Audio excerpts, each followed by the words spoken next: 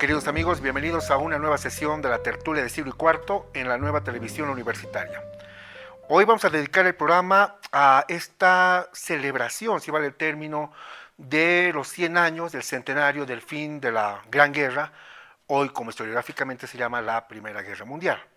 Hay versiones distintas y distintas formas de ver este fenómeno monstruo, que por supuesto es una guerra, como que la Primera Guerra y la Segunda Guerra fueron dos hitos históricos diferentes. Otros, por el contrario, que dicen que es una sola guerra, pero que simplemente va a tener un armisticio de unos cuantos años. Tal vez en el futuro las nuevas generaciones de historiadores, cientistas sociales puedan, con mayores luces y con una perspectiva más lejos, historiográficamente hablando e históricamente hablando, tener mejores tal vez conclusiones que las nuestras. Pero nosotros, desde nuestro tiempo, ya con 100 años hacia atrás, con esa mirada vamos a tratar de ver cómo terminó la guerra, por qué terminó la guerra y de qué forma configuró el mundo a partir de 1918. Por supuesto, el mundo no sería después de 1918 el mismo. Para esta tertulia están conmigo dos queridos, muy buenos amigos, Jerko Illich y Roberto Ocio, a quien les doy la más cordial bienvenida para hablar de esto, para tertuliar de esto que tanto nos gusta. Pues qué gusto tenerlos, chicos. Sí, muchas gracias, Pablo. Lo que nos gusta no es hablar de guerras, sino de los procesos que las desencadenan y cómo también se terminan, ¿no? O sea, aprender justamente de estos fenómenos monstruos. Sí, además me ha gustado mucho lo que has dicho. El mundo no fue después del 18 igual a lo que era previo al 14. La caída de los grandes imperios, el ascenso de nuevos imperios, doctrinas y teorías al respecto de cómo se debería resolver los conflictos y lo que tú dices, este armisticio de intermedio, pero que también puede tener otros tipos de formas de ver lo que fue la primera de la segunda. Robertito, qué placer tenerte. Buenas noches, Pablo. Buenas noches, Jerko, y a toda la audiencia.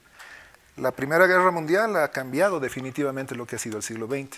No podemos entender la historia de la humanidad sin lo que ha sido el resultado de todo este conflicto, que ha sido el primero y el más sangriento del siglo XX y que ha reconfigurado la estructura del mundo desde el punto de vista económico, desde el punto de vista militar y por eso mismo ha revolucionado muchos aspectos de la vida humana. ¿El más sangriento del siglo XX o hasta ese momento el más sangriento? Hasta ese momento el más sangriento por el nivel de armas, el nivel de belicosidad que se ha dado en todos los frentes, puesto que se había dejado de lado lo que había sido esas batallas napoleónicas donde las formaciones y la caballería tenía mucha incidencia.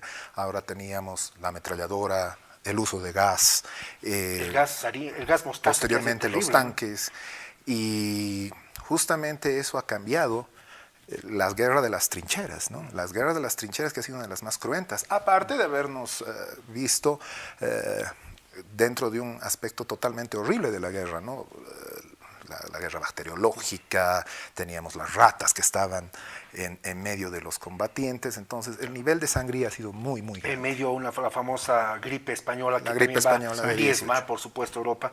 Sí. Y bueno, a veces tenemos la idea de que sí, la Segunda Guerra es mucho más terrible en consecuencias, hay más literatura, hay más cine sobre la Segunda Guerra Mundial, pero una cosa que yo estaba revisando en cifras y en las frías estadísticas es que murieron más generales murieron en la Primera Guerra Mundial, no hacia la Segunda. Bueno, la forma en que se habían configurado también la división militar, de las divisiones, los mismos ejércitos, las brigadas, etcétera, etcétera.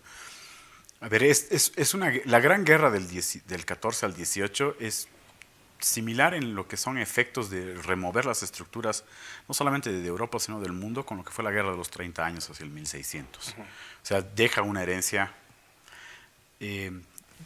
La necesidad de buscar la paz por otros medios, que no sea solamente la guerra, y la construcción de un nuevo orden mundial, pero carecía de cierto tipo de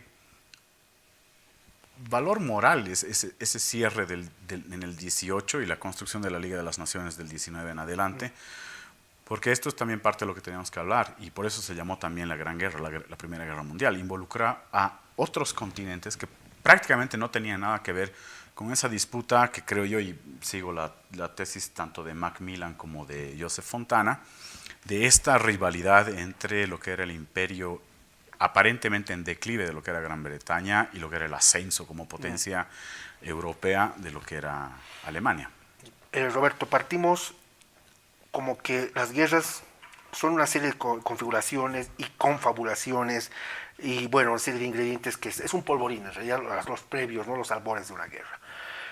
Sin el asesinato del archiduque heredero, vendría a ser el sobrino de Francisco I de Austria, se hubiera dado de todas formas algún otro ingrediente para la guerra. Es como por ejemplo en nuestra historia boliviana.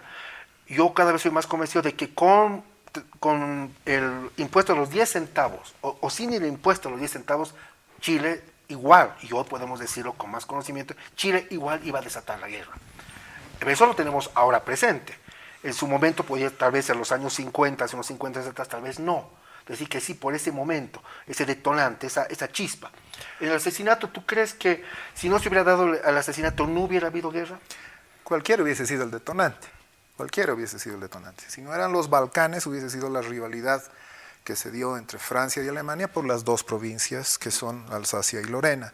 El desequilibrio que bien mencionaba Yerko, el tema de las armadas, tanto germana como de los ingleses, era una rivalidad creciente en el continente. Entonces simplemente era una chispa que podía haberse dado en el frente occidental, en los Balcanes, o también en el frente oriental, que iba a ser el frente ruso. O sea, era una guerra que generalmente la bibliografía te dice era una guerra que estaba siendo esperada por las grandes potencias para imponer una nueva hegemonía a nivel europeo y también sobre parte del mundo. Por supuesto, los grandes magnates de las grandes empresas apoyaban la guerra, Claro. porque era una forma, y eso se hablaba ya en corredores y se hablaba ya públicamente, inclusive hay algunas cartas sobre líderes sindicalistas franceses que dicen, los magnates de las grandes industrias quieren guerra, es la única forma de poder frenar esta creciente convulsión de los trabajadores en Europa que se estaba dando. Claro, lo que querían era una guerra relámpago.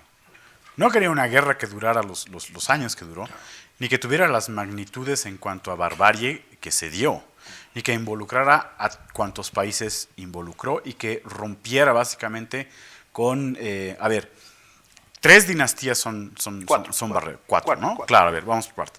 Los Hohenzoller, Uno, los de Alemania. de lo que era Prusia-Germania. Habsburgo, Austria. Los Habsburgos del Imperio Austrohúngaro, los Romanov en Rusia, y los otomanos. y los otomanos que contábamos Mehmet VI, que era como el último. Séptimo. Sí. Entonces, que te barre aquellos grupos de poder que además entre los Habsburgo y los Hohenzoller y los británicos tenían un mismo nexo familiar. Básicamente la reina Victoria era como la reina madre de todos esos. O sea, Particularmente viene a ser claro, madre y abuela, pues, de muchos de los actores que van a... sobre todo del Guillermo II el Kaiser. particularmente en el tema que tú tocas respecto a Hohenzollern y los ingleses, Windsor, gran parte de esas dinastías estaban ligadas sanguíneamente. Exacto. Es más, Jorge V determinó que el nombre de la Casa Real cambiara a Windsor, porque prácticamente era alemana. Eran Hohenzollern. Era claro. Hohenzollern alemanes. El mismo Kaiser Guillermo, El mismo que Kaiser en el fondo, aunque él no lo quería aceptar, tenía sangre inglesa. Y él renegaba a veces de esa sangre Por inglesa. la reina Victoria. Claro, Por pero la él reina. tenía sangre inglesa. Bueno, pero igual él amaba a la reina Victoria, porque la reina Victoria, me acuerdo en un episodio que lo leo en el de Macmillan, en la de Joseph Fontana, la reina Victoria lo hizo almirante y le dio el buque Victoria a Guillermo II.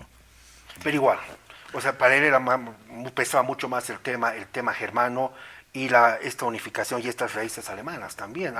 Porque igual el tema que pasa finalmente con cualquiera su aliado, pero bueno, termina enfrentándose es con el Nicolás, con el San Lo que Nicolás. pasa es que el temperamento mismo del Kaiser lo hacía altamente belicoso. Sí. Y no era considerado muy simpático, digamos, muy Y la muy reina aceptado. Victoria se refería a él como un jovencito de un temperamento. Insolente. Sí. Es más, tú Y mencionabas el asesinato de Franz Ferdinand como tal vez el catalizador, pero a ver... La chispa, el si pretexto Franz Ferdinand de no los hubiera, austriacos. claro, si Franz Ferdinand no hubiera muerto a mano de la mano negra y a Gavrilo Princip, Franz Ferdinand estaba absolutamente convencido de que con quien Austria-Hungría no tenía que antagonizar era con Rusia. Entonces, si a él no lo hubiera matado, el grupo de la mano negra, los nacionalistas serbios, sí le hubieran disparado a alguien más, eso queda absolutamente claro. Pero Franz Ferdinand hubiera tratado de que más bien no se antagonice con la Rusia de los Romanov. Yo lo que veo es que en el aspecto de Austria-Hungría, lo que Franz Ferdinand tenía era una posición más liberal, hacer una gran Austria Y no le gustaba eso. que no llegue a una disensión. Porque llegado el momento, después del Tratado de Saint-Germain y la repartija que se ha hecho de Austria y de Hungría, se ha visto que todos esos estados estaban buscando independencia. Hace mucho Entonces tiempo, él tenía la idea de Además, conseguir un gran además estado una austriaco. mirada más progresista que al propio tío, a Francisco, no le gustaba interesa. mucho. A tal punto que cuando le informan, mientras estaba casando Francisco, primero un anciano de 85 años, le avisan del asesinato de su sobrino. de su Francisco sobrino, José. él dice, bueno, la providencia hizo algo que yo no pude hacer. Porque no veía con buenos ojos la ascensión de su sobrino liderizando el imperio austrohúngaro. Entre otras cosas porque estaba sentimentalmente ligado a una plebeya, También. ¿no? Y Franz Ferdinand. Franz Bueno, Ferdinand, estamos hablando sí, del heredero. el Bueno, gran Francisco. Yo no sé por qué le dicen el gran Francisco José, ¿verdad? Francisco José, nada más. claro, No, pero Francisco José tenía particularidades especiales, ¿no? Porque Gobernó- no ha tenido mayor vacilación en 1867 de abandonar a su propio hermano en México. Entonces, Y ha sido bastante Sí. dúctil, si quiere decirse, en aceptar lo que iba a ser lo inevitable, la guerra con Rusia y por ende activar la alianza con Alemania, con el bueno, país. lo cierto es que se da el asesinato, Sí. Europa empieza, en realidad yo me gustaría más llamarla como que viene a ser una guerra civil europea, en el fondo, porque estamos hablando de hermanos, de primos, de unos, de otros. Creo que tal vez en un futuro podría manejarse este término de una guerra civil europea. Pero lo cierto es que, bueno, termina al final, después de 4 años, además cambia la forma de guerra, porque una batalla en la época napoleónica empezaba a 6 de la mañana, terminaba a 11, 12, o sea, se resolvía una batalla y una guerra en un día, hasta 2 días tal vez. Pero estas batallas van a durar inclusive meses, sí, además en cambia posiciones muy fijas, ¿no? Claro. Pero es diferente, porque eso pasa en el bloque, en el frente occidental. Se estanca en el frente Mientras occidental. tanto vemos en Rusia, porque esto pasa inclusive hasta en Arabia, los países, tenemos otra figura, Lorenz de Arabia y el príncipe Faisal, entonces me parece que, o sea, lo que nosotros vemos es simplemente cinematográficamente el frente occidental, pero está pasando un remolino en todas partes y finalmente va a surgir de todo eso ya el 17, para entrar al 18, Estados Unidos. Y a partir de eso, Estados Unidos no será ya el mismo. Y el mundo sin Estados Unidos no será el mismo. Sí, bueno, a eso la entrada de Estados Unidos es más o menos como provocada, pero también intencional, a raíz de lo de Lusitania, pero también el hundimiento que hacían. Porque, a ver, donde se ejercita la primera guerra de los submarinos es en la Primera Guerra Mundial. Y fue bastante eficiente hasta su momento.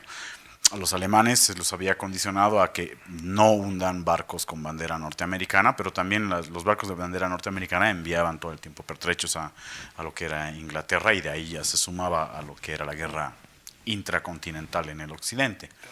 Lo Ahora, cierto es que entre Estados Unidos. sí, ahora, si no hubieran hundido Lusitania, ¿hubieran entrado a Estados Unidos? Yo estoy absolutamente seguro que sí. Tarde o temprano hubiese intervenido los Estados Unidos. El tema de Lusitania en 1917 simplemente ha sido parte Otra chispa. de un entramado, porque la presión internacional y la necesidad de tener una posición frente a lo que exigía Francia y la Gran Bretaña hizo que los Estados Unidos de una vez ingrese, pero entró de muy mala manera, porque no tenía el suficiente armamento, la suficiente disposición y organización militar. Por eso justamente posteriormente Roosevelt, primeramente, después en la Segunda Guerra Mundial, en 1939-40, evita un ingreso inmediato a los Estados Unidos porque tenían que prepararse. En 1917, Woodrow Wilson veía con malos ojos intervenir directamente sin la preparación necesaria. Además, un ejército que no llegaba ni siquiera a los 100.000, tomando en cuenta la cantidad demográfica norteamericana, no llegaba ni a 100.000 efectivos ahí no había... Y con armamento forzoso. prestado. Claro, entonces es Bueno, lo que pasa es que, a ver, el Estados Unidos del 17 era más bien un estado bully que se había encargado de solamente tener guerritas, ¿no es cierto?, con México y otros países más pequeños en y venía Sudamérica. con la gran cicatriz de la guerra civil que ha sido tremendamente También. desastrosa para ellos, Sí, en lo sí. espiritual y todo, ¿no? Sí. Bueno, entonces, hagamos a partir de eso, no vamos a entrar en los prolegómenos porque no iríamos a lo que queremos llegar al final, las consecuencias, cómo eso configura el panorama internacional, la sociedad de naciones, producto de esto, Versalles, que hoy día lo podemos ver en mi criterio me parece que es un tratado tremendamente injusto. Bueno, el hombre es injusto, el ser humano es injusto porque es imperfecto. Pero resultó que ahora, y a la luz del siglo XXI, podemos ver que lo que se le imponía a Alemania era bastante duro. O sea, se los ponía como los únicos culpables de la guerra y no era así. Pero en su momento... Y a ver, y causó el efecto contrario. Si entendemos que esta guerra se iba a dar, pasara lo que pasara. Pero nadie se imaginó las consecuencias. Ya. Si también entendemos que uno de los principales promotores de esto fue el Kaiser Guillermo II, también el empresariado europeo, porque ahí no puede separar solamente el empresariado germánico, el empresariado británico. O sea, todo el empresariado necesitaba de una guerra para poder generar mayor actividad en lo que era su producción. Los japoneses, gracias a la Primera Guerra Mundial, también se convirtieron en una potencia industrial. El hecho de que en el primer año las imágenes más fuertes son básicamente de destrucciones innecesarias por parte del ejército alemán en Bélgica sobre todo. En el norte de Francia también. En el norte de Francia. Que es terrible, que los mismos alemanes se dan cuenta, se asustan de lo que habían hecho. Que además sentían que no había esa necesidad, pese a de la resistencia belga, porque si los belgas no hubieran resistido el ingreso de los ejércitos alemanes hacia Francia, posiblemente la guerra hubiera durado mucho menos y hubieran tenido que llegar a un pacto, porque creo que la idea era metemos cañones, pero tarde o temprano lo resolvemos con plumas, o sea, ¿no es cierto? Pero en 1918 lo que ha sucedido, digamos, en este aspecto que tú mencionas, ¿no? La devastación de Bélgica y el norte de Francia. Vemos el contexto de 1918 específicamente y vemos que el ejército alemán había tratado de hacer una última ofensiva para llegar a París. No lo logra. Entonces viene el todo o nada. El todo o nada de Ludendorff y Hindenburg. Entonces, fracasa la ofensiva en el segundo mar y empieza el retroceso lento de los ejércitos alemanes, lo que se llama el Día Negro del ejército alemán. La devastación era enorme, era tremenda en el norte de Francia. Entonces, hay los motines de Kiel, las sublevaciones en Berlín, y ya se desconoce la autoridad del Kaiser. Sí, pero además ahí está sumado este tema. La parte humana de los soldados. Los soldados estaban cansados de tener una guerra que era básicamente una guerra de carnicería, porque estar en trincheras no los tenía absolutamente nada. Y se nota que no querían tener esa guerra. Había una fractura entre lo que es sociedades y ejércitos. Ahora bien, se considera injusto porque, a ver, la consigna era castigo, reparación y prevención. En el tema del castigo era muy fuerte la imagen de zonas completas del occidente, de la Europa occidental, absolutamente destruidas de manera innecesaria y por lo tanto había que imponer un castigo ejemplar al resto de los países que, digamos, tuvieran necesidad de llevar adelante la expansión a través de la guerra. Para que no vuelva a pasar, cosa que pasó. Sí, como un mecanismo. Pero es que ahí en el castigo, claro, lo que pasa es que ahí en el castigo, quienes se van a ver, no es que se van de la mesa de la Unión, pero se van de las fronteras de lo lógico que debería ser un castigo, son los franceses, porque son los que, en teoría, franceses y belgas son los que más sufrieron. Luego viene el tema de la reparación económica, donde también imponen unas cantidades que eran absolutamente imposibles de cumplir. Pero antes de entrar al tema de las reparaciones, tendríamos que ver cómo ha sido humanamente la rendición de lo que ha sucedido el 11 de noviembre. Ese 11 de noviembre ha reflejado lo que iba a pasar 25 años después. Se pasan por las áreas de ocupación la delegación alemana, que ya había caído el Kaiser, y justamente se enfrentan con Foch el 8 de noviembre. Y se refleja lo que manifestaba Weygand, o lo que manifestaban también los emisarios alemanes, encabezados por Matthias Etzerberger, que vino la mayor afrenta. Por eso viene la revancha que iba a venir el 40. ¿no? ¿Qué desean ustedes? Los franceses fueron los más duros. Sí, fueron duros. Foch fue duro. Inclusive los ingleses no fueron tanto. No fueron tanto. Foch dijo, señores, ¿qué es lo que ustedes desean? Entonces era la humillación para exigirles, o para qué estaban viniendo, para buscar la paz. Bueno, pero esa humillación está también casada con el tema de lo que es prevención, porque cuando agarras y destruyes toda la fuerza armada, o sea, toda la fuerza naval germana, que era precisamente lo que estaba generando esta ebullición de imperio, más o menos, es una humillación muy fuerte que, o sea, creo yo, tanto la sociedad como el ejército alemán no lo pueden tolerar. Sumado a eso está este castigo fuerte, este castigo o sanción moral que se puede llamar, y también el tema de lo que son las reparaciones y el castigo económicas. económico, que ustedes seguramente lo saben, Alemania terminó pagando esta factura hasta el año 2010. Sí, bueno, tomando en cuenta que Hasta además el año 2010 fue el le último ocupan pago. la zona más rica en carbón, que es la de la región Del Sarre. del Sarne y del Rin, Sarre. y es una ocupación militar por parte de Francia.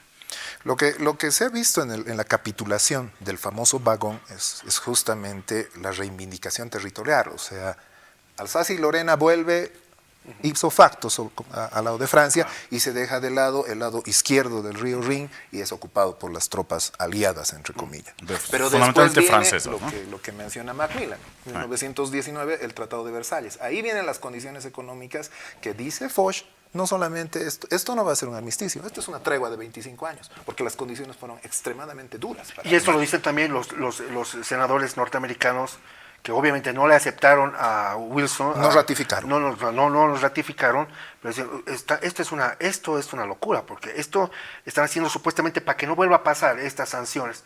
Esto más bien va a generar, y seguramente también viene el análisis psicológico, de cómo reacciona un pueblo, en este caso el pueblo teutón. Sí, pero ahora yo quiero seguir la tesis de Fontana. Él no cree que se activa la Segunda Guerra Mundial como consecuencia únicamente del Tratado de Versalles, sino que había una condición revolucionaria que era ya latente ahora, no en el occidente, sino más bien en el este. A ver, porque cuando se firma el armisticio, el 19, sí. llevaban 2 años de haberse dado la revolución y el golpe de Estado en Rusia, y se estaba consolidando el La caída, y era la revolución bolche, sí. ¿no es cierto? Y la revolución bolche tuvo sus efectos también dentro de lo que era Alemania, porque además el armisticio no solamente lo firman los que empezaron la guerra, sino lo terminan firmando los socialdemócratas con Ebert al mando. Y es ahí donde también hay una ruptura muy fuerte entre lo que era ese Estado germánico prusiano militarista, ¿no es cierto? Y el Estado alemán que hablaba Novato, nuevo, pero con otras ideas, ¿no? Con las ideas de la Ojo, socialdemocracia. con la República del Weimar son igual durísimos, porque Sí. hay una república, pero con las condiciones que le están permitiendo a Alemania, prácticamente lo estás estrangulando. Sí, ahora, veamos el este, o el oeste en este caso, el oriente. Veamos el oriente. En el oriente tenías la revolución bolchevique y todo el ingreso, toda la corriente ideológica comunista. Luego, un poquito más abajo, precisamente donde estaba el imperio austrohúngaro, había 2 grandes ideologías que estaban fuertes también, que era el nacionalismo y las reivindicaciones religiosas. O sea que, si no hubiera sido por el Tratado de Versalles, hubiera entrado, ¿no?, además con Alemania, ¿no es cierto?, dentro de lo que era el proceso hacia lo que es nacionalismo, religión y anticomunismo. No olvidemos la gran masacre que hasta el día de hoy no se habla de millones de muertos, o sea, son destrozados armenios Armenia. por los turcos. Y eso hasta el día, por ejemplo, hoy día tanto se habla del holocausto judío, pero nadie se ha encargado realmente en el mundo de dar su real dimensión a esta otra barbarie de los Lo que pasa turcos. es que el Tratado de Trianon y el Tratado de Saint-Germain, que habla de Oriente, del Este, o sea, hace justamente eclosionar nuevas repúblicas, ¿no? La República Checa que se escinde, Austria-Hungría, Austria se vuelve un estado minúsculo, surge Yugoslavia, entra reaparece Polonia. Rumania mucho más fuerte, Polonia reaparece, entonces se crea un polvorín. No, sí, y hacia abajo también tienes Túnez, Siria, Libia en manos de los franceses, Los luego tienes protectorados. Egipto en manos de los británicos, luego tienes Palestina, Irak en manos de los británicos.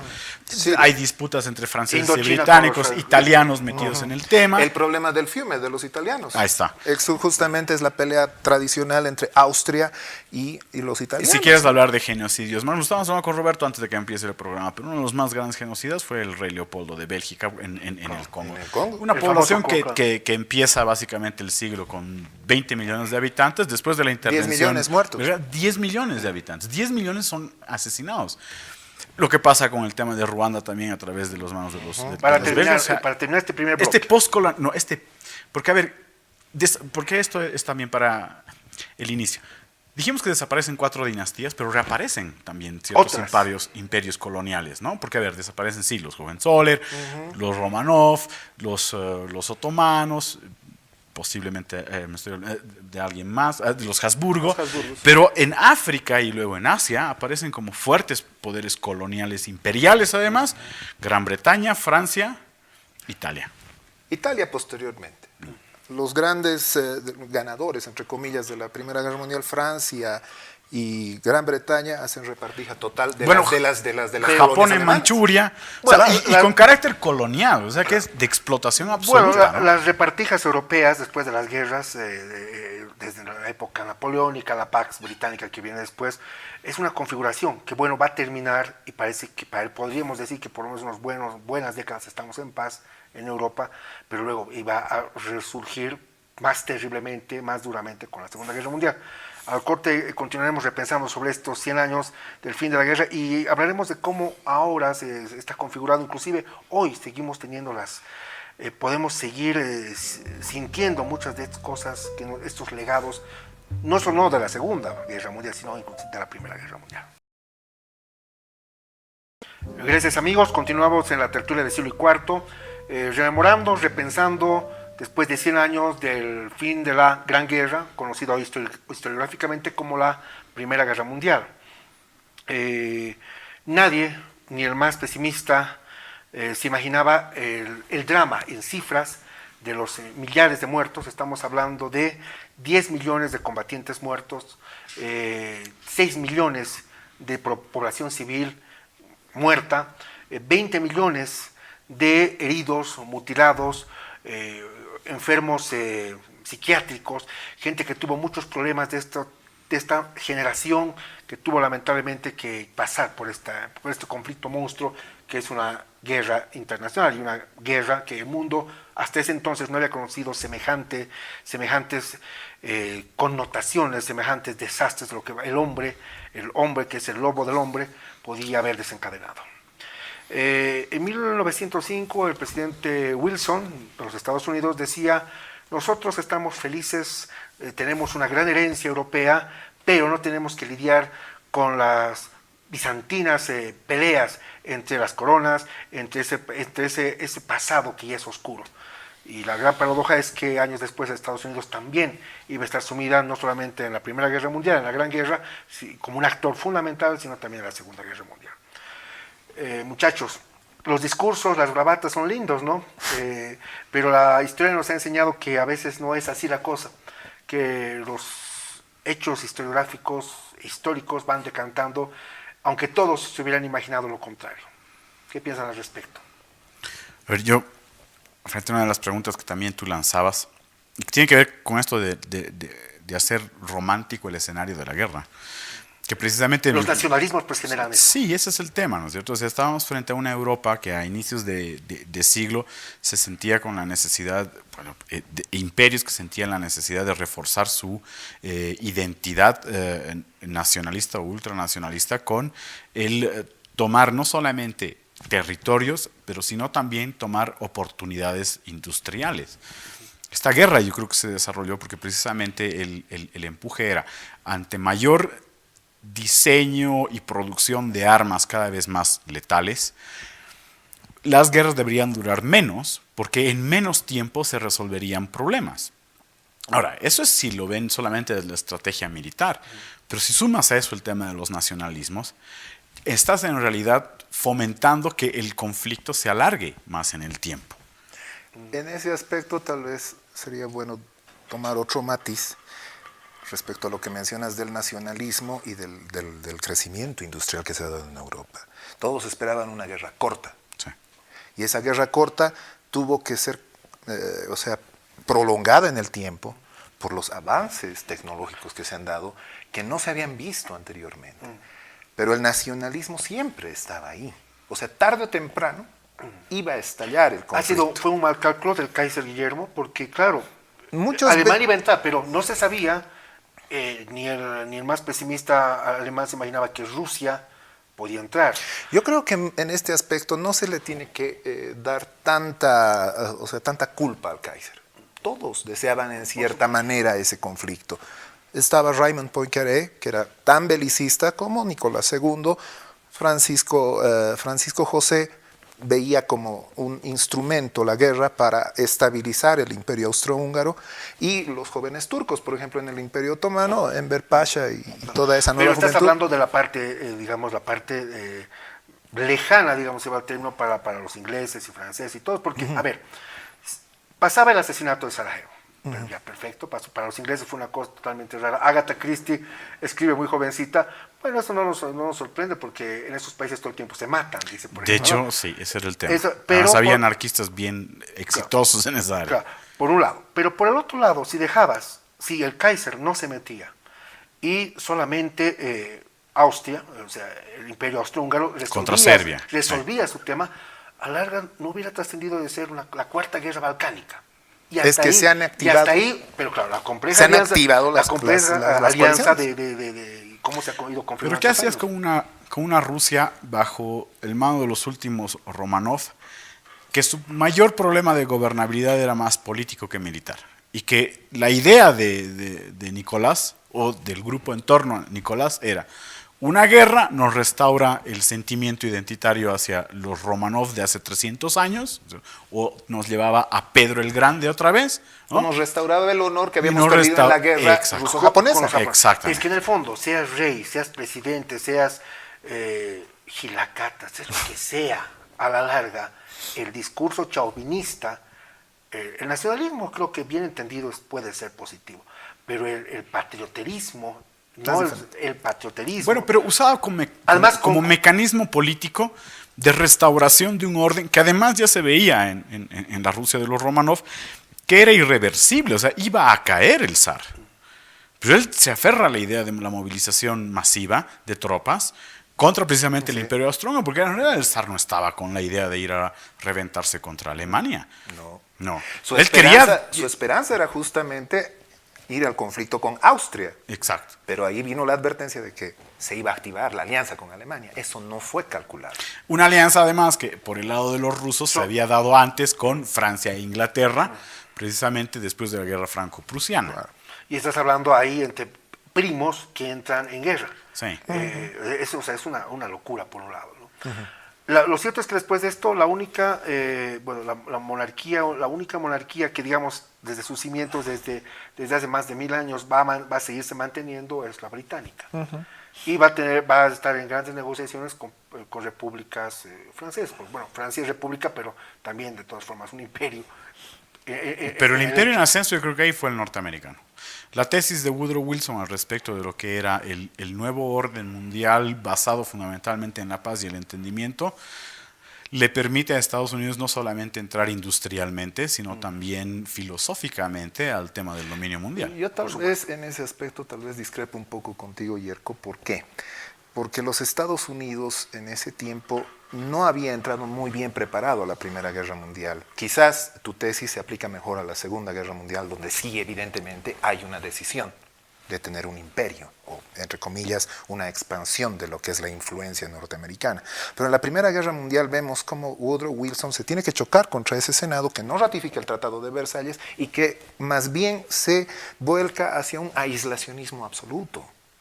Pero Entonces, hay un momento, a ver, porque lo que pasa es que desde el 19 hasta el 32 más o menos, hay un pequeño periodo en el que el wilsonismo tiene una amplia influencia en países más allá de los europeos.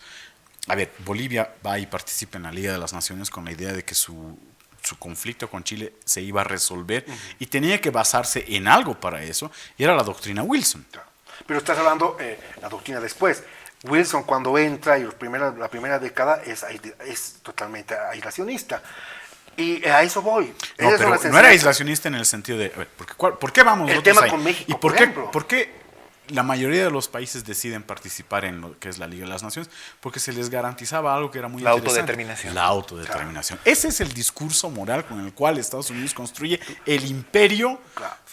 que hoy día todavía podríamos hablar, Es una pese a que serie de cosas, claro. Era mucha esperanza que está la también en que declive. daba Es lo que decía, Wilson. nosotros somos, Estados Unidos era un país descarado, era un país que veía con optimismo y no tenía que adaptar las No, cosas del pasado. Lo que pasa es que en el Tratado de Versalles, como vamos a ver, y hemos leído creo este libro juntos, Margaret Macmillan en 1919 en París. Un gran libro, por cierto. Claro, sí. Clemenceau veía a un hombre totalmente ingenuo en Wilson. Y él lo dice textualmente en el libro de Macmillan, totalmente ignorante de la realidad de Europa. Podría ser. Entonces, la esperanza hasta de los alemanes, antes de firmar el Tratado de Paz de Versalles, y el 11 de noviembre, estaban aferrados a la idea de los 14 puntos de Wilson, y se ven frustrados. Pero yo pienso que en esa ignorancia o esa falta de visión no solamente la Wilson, ¿no? Creo que los monarcas de todos los imperios, todos tenían una visión muy sesgada. Porque si hubieran tenido una visión más panorámica, se hubiera podido evitar esto. Porque en el fondo, O sea, ¿tú independientemente... dices que se hubiera podido evitar la Segunda Guerra? La Primera Guerra. ¿La primera? La primera. No, la primera era inevitable que se dé. tarde o Lo que tú temprano ya tienes está. razón es que posiblemente se hubiera conocido, si solamente Los hubiera sido Balcanes. entre Rusia y Una cuarta Austria-Hungría, guerra de los Balcanes. hubiera sido la apunto guerra de eso. los Balcanes. También Posiblemente hubiera habido una tensión muy fuerte entre Alemania y Gran Bretaña con el tema de lo que es el dominio del mar, que lo podrían haber resuelto de la manera más imperial colonial posible, que era, nos repartiremos el O África. tarde o Como que temprano tal- iban a enfrentarse por la Alsacia y Lorena. Pero tal vez no en Europa, tal vez se hubieran enfrentado en otros escenarios. Fashoda, Alemania- Asia o en África. En África. Fashoda, en 1905 ha sido el primer enfrentamiento entre alemanes y franceses por lo que era en Marruecos. Sí, ahora, la segunda sí se iba a dar dentro de lo que era ya el escenario Las consecuencias. fundamentalmente europeo o paneuropeo desde el momento. Hablaremos del tratado, porque una cosa son los políticos, que los que manejan el mundo, los titiriteros, detrás de las empresas, por supuesto. Por el otro es el hombre que ha sufrido, que ha sido mutilado y que obviamente le espera un futuro incierto.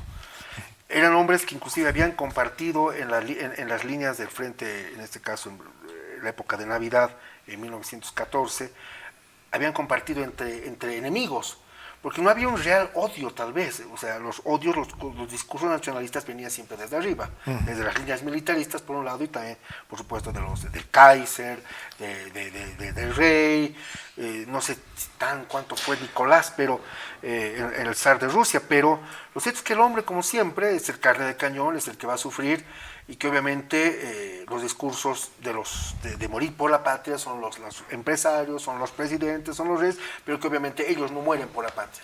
Hacen que otros, que sus vasallos, que su pueblo sea el que muera por la patria. El Tratado de Versalles y su suscripción en 1919 ha tenido unas consecuencias totalmente, en algunos casos, funestas para el futuro. No exagero al decirlo, de todo el mundo y particularmente de ¿Es un Europa. buen tratado o un mal tratado, Roberto? Para mí yo creo que ha sido el detonante y una mala solución excesivamente vinculada a efectos revanchistas, particularmente de Francia. Clemenceau representaba el deseo de venganza de Francia, Lloyd George representaba el pragmatismo de los ingleses, que prácticamente quería destruir lo que era la fuerza naval de los Y alemanes. Estados Unidos apoyaba Y Estados Unidos estaba al medio, digamos. pero ¿no? Estados Unidos Y apoyó, estaba, y estaba con el elemento de Lafayette fue básicamente el Muy el ideal. hombre, muy claro, pero es que en el fondo se manejaron así, pues llega el primer viaje en la historia de un presidente norteamericano lo hace a Francia y hacen algunas ofrendas florales a Lafayette, estamos aquí. Claro, estamos porque ustedes nos dieron la libertad hace Así más de 100 es. años. Entonces, eso, volvemos a los discursos chauvinistas, patrioteros, y obviamente la pregunta, o sea, tú me dices, en pocas palabras me gustaría que lo ves malo, o sea, bueno o malo. O sea, no me gusta hacer esos maniqueísmos, blanco, negro, bueno o malo, pero fue un mal tratado Versalles. Y luego la pregunta para ti también, Yerko.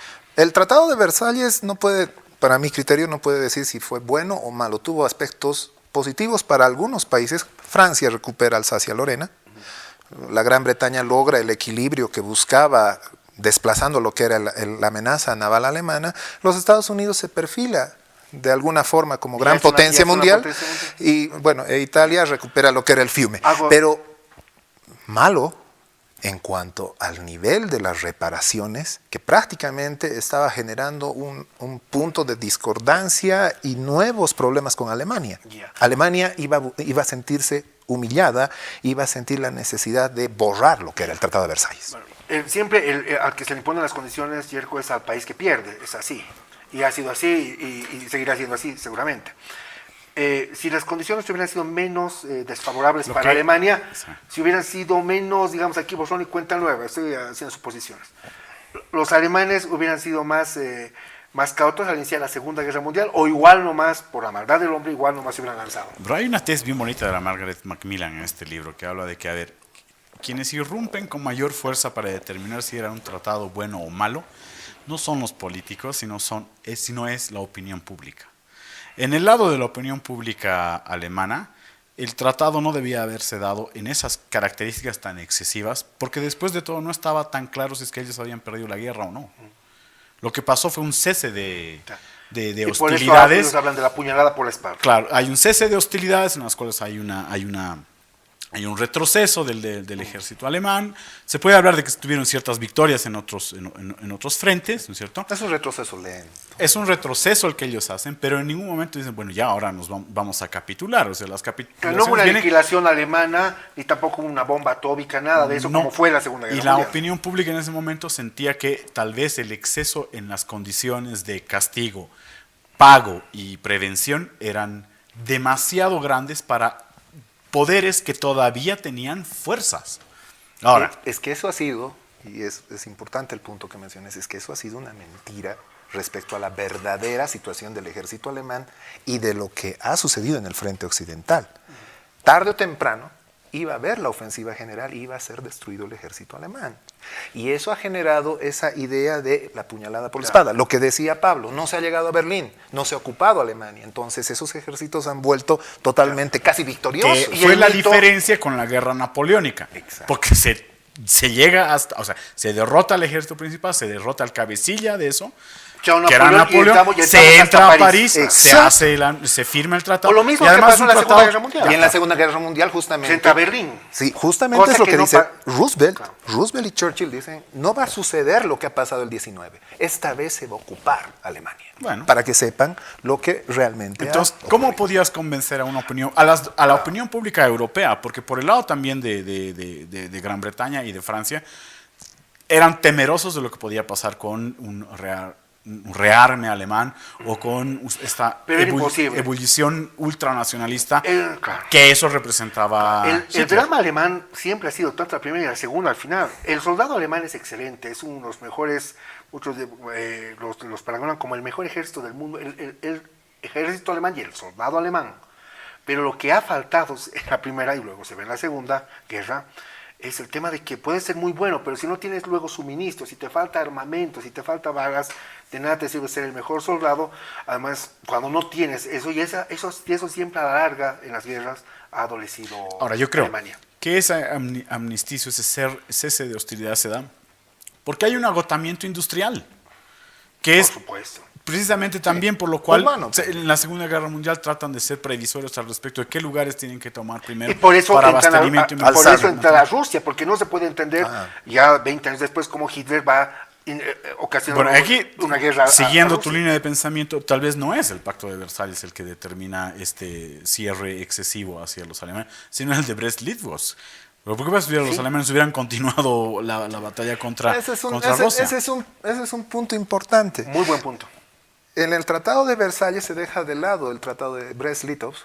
¿Por qué? Porque gracias al Tratado de Brest-Litovsk, 1 millón de soldados alemanes se trasladan al frente occidental y podían haber definido el curso de los acontecimientos si no existía esa falta de recursos industriales, humanos y esa resistencia final del La famosa 18. logística, que es fundamental en una guerra. ¿Qué hubiera pasado si en realidad, en vez de continuar la pelea contra el lado de Francia y Gran Bretaña, el Kaiser hubiera dicho, bueno, si ya lo tengo de rodillas al zar, o si no, de hecho, Ya no había zar.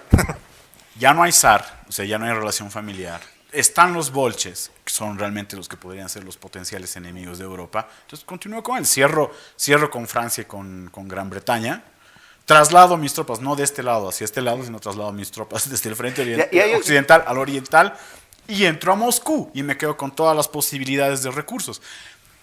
¿Hubiera quedadose tranquilos Francia y Gran Bretaña, o hubiera intentado continuar la guerra Además, por eso detrás es de Alemania? impensable. Eso lo intentó Napoleón y no ¿Sabían se pudo, un o sea. pequeño dato histórico que se da en 1915? Cuando ya estaba bien establecido el frente occidental y las ganancias territoriales, el Kaiser hace un llamamiento a la paz de 1915. Y no le aceptan. Y no le aceptan. Porque había ese acuerdo de la Entente. No, Claro. claro. Y además hay un desprecio al Kaiser, porque Wilson dice, nosotros no vamos a hablar con el Kaiser, tiene que ser un nuevo gobierno, o sea, imagínate, no, estás desconociéndolo, no tengo por qué hablar con el Kaiser.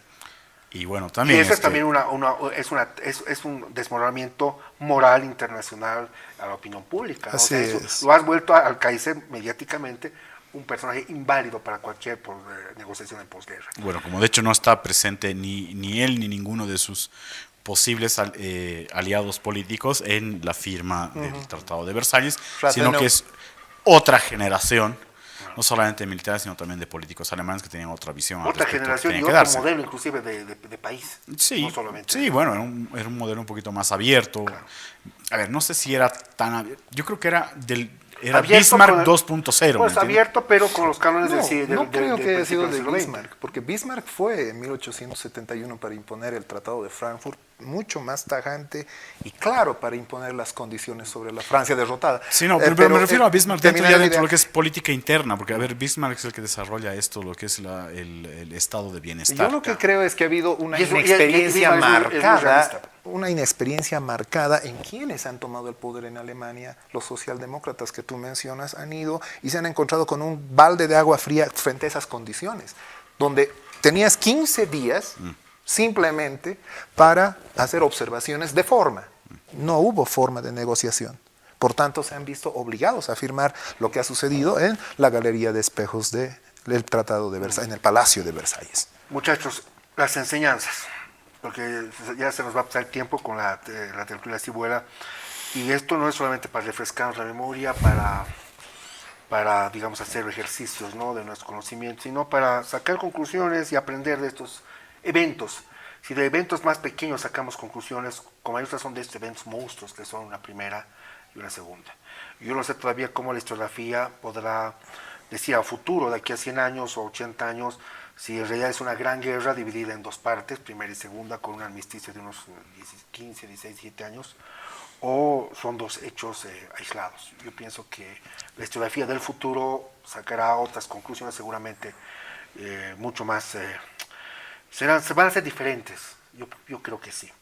Todavía nosotros somos el legado como generación de esto, pues aunque estamos ya en el siglo XXI, todavía tenemos recogiendo cosas, hemos conocido a muchos excombatientes de la Segunda Guerra Mundial, en Bolivia hemos tenido inclusive excombatientes de la Primera Guerra Mundial, por ejemplo, ¿no? Entonces eso es importante. ¿Qué aprendemos de Versalles, primeramente? De la guerra no nos vamos a meter a hablar de eso porque más serían enseñanzas militares para que historiadores militares lo hagan. Pero nosotros, desde nuestro campo de acción, se vale el término, ¿qué aprendemos? ¿Qué aprendemos de Versalles? Yo fundamentalmente creo que, a ver, la idea de llevar adelante tratados sobre la base de castigo, reparación y prevención pueden ser excesivos. Si es que realmente no se trata de hacer las cuentas inmediatas, sino tal vez las cuentas hacia futuro. En derecho internacional, entre paréntesis, ¿puede existir lo punitivo? ¿Es recomendable? Sí, yo creo que sí tiene que haber lo punitivo cuando existen. A ver, lo de Nuremberg también fue necesario y fue una base. O sea, sí tiene que haber castigos a lo que se Pero pueden no era un considerar. Estado, eran a individuos que habían cometido crímenes de guerra. En este caso es a toda una... Lo que pasa es que, a ver, la idea de hacer responsable a toda una sociedad o todo un Estado por las actuaciones que estaban claramente definidas de individuos es también muy complicado. Tal vez es ahí donde los excesos hay que tratar de reducirlos o limarlos. Porque ahí sí requiere de mucha más raciocinio que este espíritu vengativo. Además, no puedes hacer un tratado de paz basándote en una necesidad de venganza.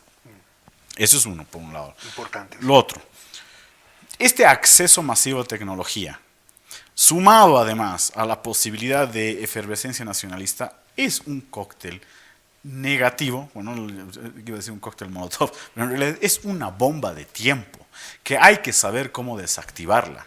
Y quienes deberían saber cómo desactivarla no son solamente los líderes políticos, sino también los líderes religiosos, así también como los supuestos líderes tribales. Esa es tu conclusión. Sí. Robertito. El Tratado de Versalles ha tenido consecuencias para el futuro de prácticamente toda Europa y parte del mundo.